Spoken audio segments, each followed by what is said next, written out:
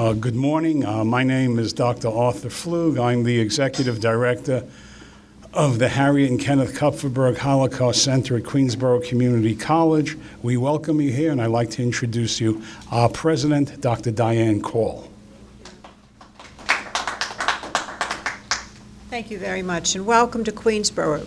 For so many of you, this is not a first visit, and I know that this will not be your last visit because this is an amazing college, and the Kupferberg Holocaust Resource Center is a great resource. We're so very pleased to welcome the Korean American Civic Empowerment Association and all its good work, which encourages the involvement of the community in issues that are very, very important. And as educators, we believe that we can help be a resource for that. And so for us to be able to provide an opportunity for programming, for education, for action by the members of our community, all the members of our community, from whatever backgrounds they come. The lessons are very, very important from World War II, and they have affected across this earth. And certainly South Korea is a very important partner in keeping the memory alive and learning the lessons that are so very important. And I thank you very much, Mr. Kim, and I thank you, Ms. Lee and Mr. Park, and I welcome our legislators who have been tireless in making sure that voices are heard. And there are many of them here. You'll see them, meet them, and again, welcome and thank you so much. Thank you, Dr. Call. We're actually here this morning to keep a promise that I made 2 years ago. It was in the beginning of July, which tends to be a slow time at the Holocaust Center, and two gentlemen walked in, Mr. Dong Chang Kim and Chae-jun Park, and they said, we're here from the Korean community, and we'd like to talk to you about an exhibit on the Korean comfort women. And they began telling me about it. I knew a little about it, but not as much as I should. And they went ahead and introduced me to the topic. They convinced me that it would be a good thing during the summer to have that exhibit. And we put up the exhibit. It was put together by 6 Korean American artists. It turned out to be one of the most powerful exhibits we've ever had on campus at the Kupferberg Holocaust Center. The day we opened, over 200 people came. The Korean ambassador to the UN was there, and everybody from the Korean community leadership came as a way of showing their support. One of the things that really amazed us when we looked at the people who came was the number of younger people, teenagers and college students who were there, because we always found out that some of our Holocaust survivors or some people from the Armenian community, the Chinese community, they say, where are the younger people? We had this exhibit up for one entire semester, although we only planned to have it up for the summer. Teachers would bring their classes, and the classes would walk out amazed. Some students walked out crying, said, we never heard of this. How come we never heard of this? One of the things that impressed me more than anything else was during the course of the day, students would wander in, not assigned by their teacher, and say to me, is this the place where they have the exhibit on the Korean comfort women? They were motivated to see it on their own. As a result of their interest and as a result of the very strong support we've gotten from our legislators who are here, we were able to take another step forward in working with the issue of the Korean comfort women and those people who emerged as victims during World War II in the part of the world referred to as Asia. We have a very strong program for Holocaust survivors. Many of our students here are interns, and they study about the Holocaust in preparation for interviewing a survivor. The reason they interview the survivor is that we tell the students they're not really students as far as the survivors are concerned. They're insurance policies. Our survivors are afraid they're getting older and passing on, and they are frightened that their stories will be forgotten. In the past 7 years, over 250 students on campus have interviewed Holocaust survivors and have stood as testaments to what happened to them in telling their story to classes coming visiting the Holocaust Center, to friends and family both on and off campus. We decided to undertake a similar project with the people from the Asian community who, while they were not in Europe during the Holocaust, there was an enormous amount of suffering going on. And speaking to some of the people from KACE and other organizations, we found that there was a need to have their stories told, retold, and remembered. And as a result, we worked together with the people from KACE in putting together this internship. And I'd like to call on Mr. Dong-Chun Kim, the president of KACE, to please come up.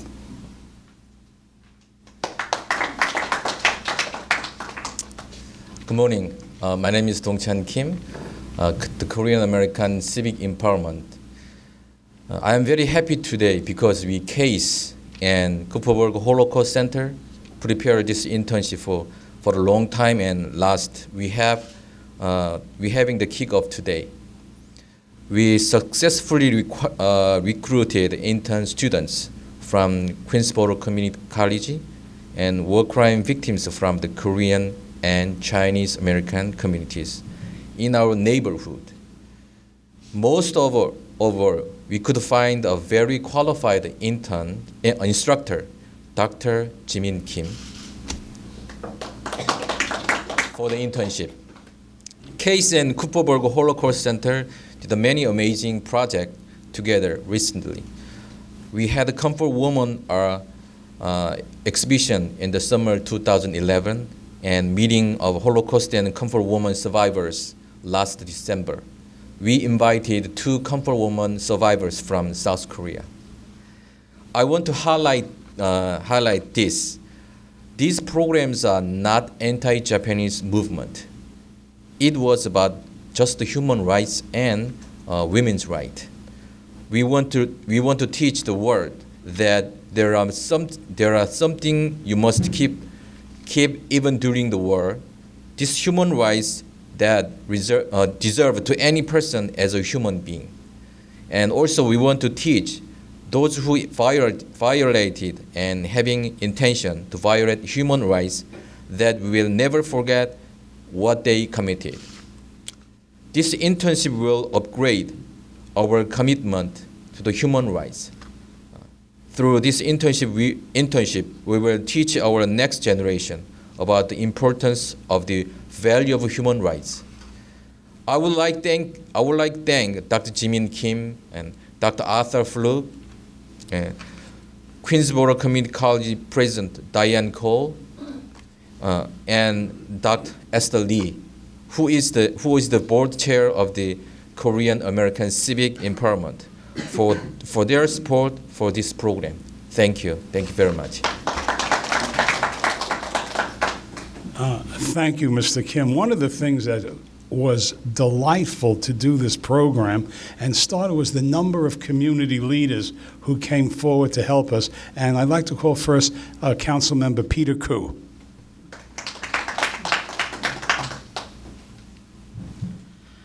Thank you, Dr. Flu. Hi, everyone. I'm very honored and happy to join all of you to attend today's press conference. We all understand history. Now, you have to learn from history. Now, if you don't learn from history, things will repeat again, and we will be doomed as a civilization. So I'm very happy that KACE and Queensborough Community College are doing this internship program so that students can learn mistakes from the past. Mistakes or atrocity happened during World War II in Asia, in other countries. So this is a really good program, and I always support this. Like the previous gentleman said, we are not anti any country. No. Well, we are doing this for women's rights and for human rights reasons. People in the community, sometimes they criticize me, why brought up things already happened in the past, But I always reminded them, we have to learn from the past. Otherwise, the future is not good. And things still happen in Syria, in other countries, mass murderings, and we have to remind the leaders or the dictators in some countries that they have to treat humans as their fellow brothers and sisters. They just cannot just go out and kill all these people they want and just commit all these crimes against human beings.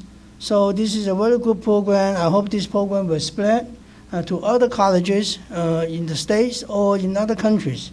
And so that in the future we have a more better environment for next generations and next generations. Thank you very much. Thank you. Thank you. We had invited Council Member David Weprin to come here. He sent an excuse. And Mr. Vasquez is not the excuse, he's a member of his staff, but his excuse is I became a grandfather today. And as a grandfather, 9 times over, what a great excuse. I wish I could. And now I'd like to call up Assemblymember Grace Meng.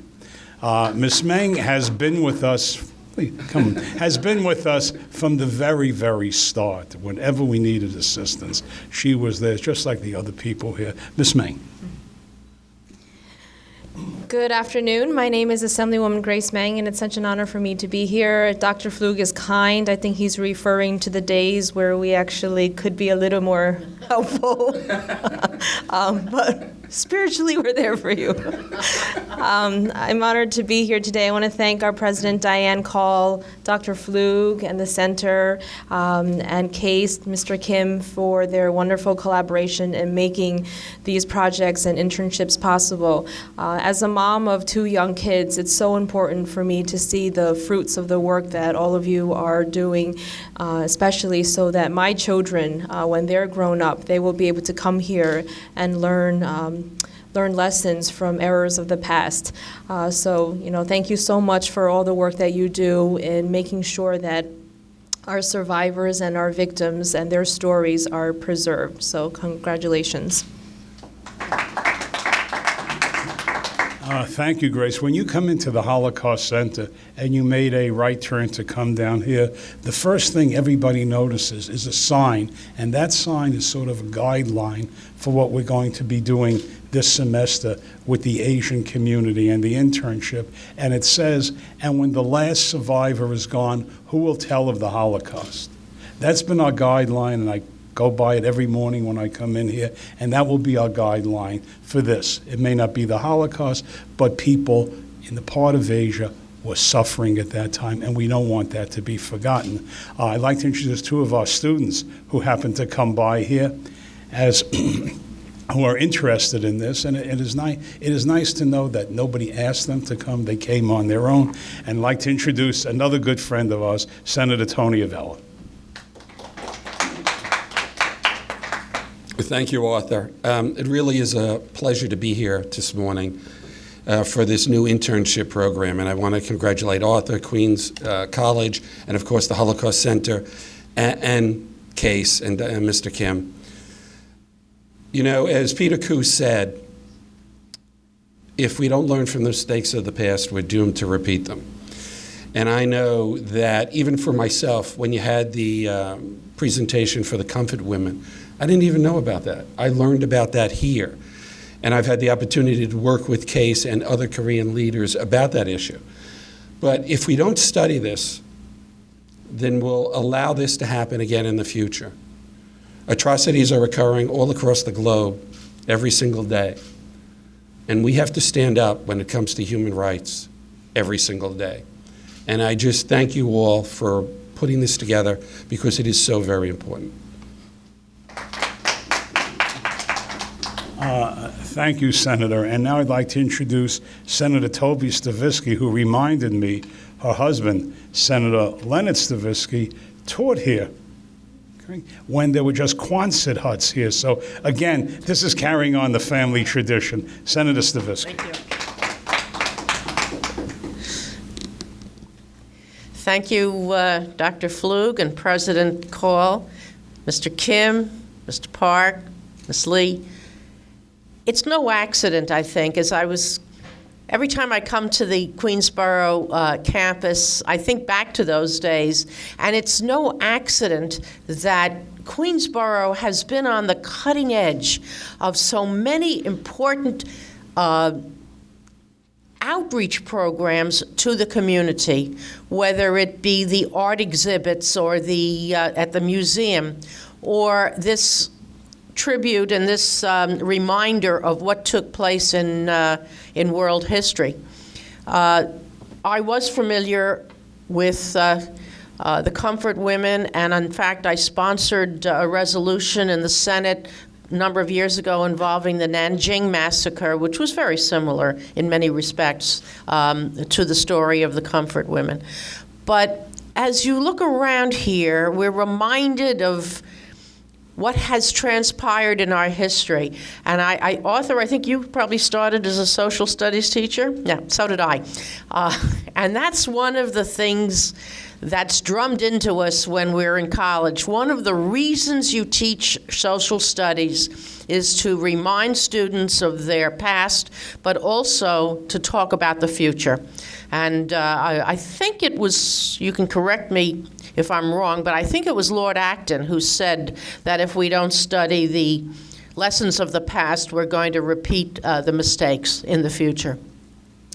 So I'm delighted to be here today, and I think it's important for young people to come in not a classroom setting, but a hands-on experience to study what happened in Darfur or Rwanda or any of these other sensitive spots throughout the world, and to remember what happened, that genocide was not just a terrible thing that happened during the Holocaust, but also what happened throughout the world, and in some respects may still be continuing to this day. So again, Dr. Flug and Dr. Call, we thank you for Queensborough's leadership, because I don't know where else they have this kind of exhibit that deals with the community, with the students in such a hands-on way. So again, we thank you.